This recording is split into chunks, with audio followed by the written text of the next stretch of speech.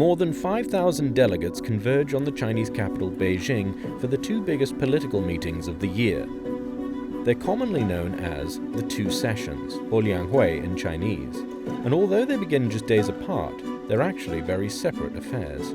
The meeting of the Chinese People's Political Consultative Conference, or the CPPCC, begins first.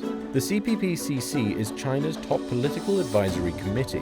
It's sort of like the House of Lords in Britain or the Senate of some other democratic countries, but its role is limited to advising the government on policies.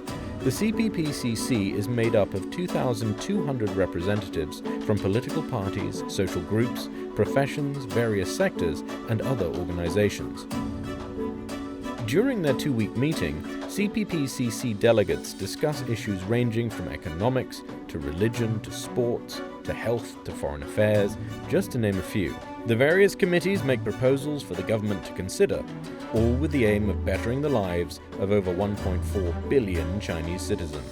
Basically, the CPPCC is the closest Chinese people get to having a say in their country's affairs, but it has no lawmaking power.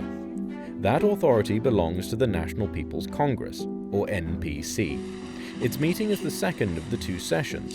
The NPC is like the House of Representatives in the US or House of Commons in the UK, but there are some key differences. First, the full session of the NPC meets just once a year, here in the Great Hall of the People. Second, there are more delegates in the NPC than its US and British counterparts combined, 2,957 at last count. It's the largest parliamentary body in the world. The third major difference between the NPC and the House of Commons or the House of Representatives is how the delegates are selected. NPC deputies are elected from the provinces, autonomous regions, and municipalities that are directly controlled by the central government and the special administrative regions of Hong Kong and Macau. Some NPC deputies are chosen based on their professional credentials and may not have any political affiliation, but the vast majority of delegates belong to the ruling Communist Party. The NPC meeting's agenda is also set months in advance, and the whole event is highly choreographed. You're not going to see any filibusters here. NPC delegates don't normally go against CPC-endorsed government plans, but it has happened on occasion.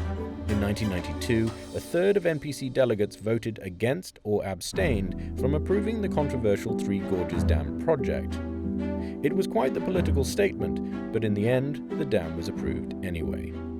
This is also one of the few times during the year that the media have an opportunity to pose questions directly to top government officials, but those press conferences too are highly choreographed, with questions being submitted, screened, and selected in advance. Journalists who veer off script risk not being invited back in subsequent years. There are unlikely to be any major surprises at the two sessions. These meetings are the central government's way of telling the people of China and the world what its priorities and plans are for the next year.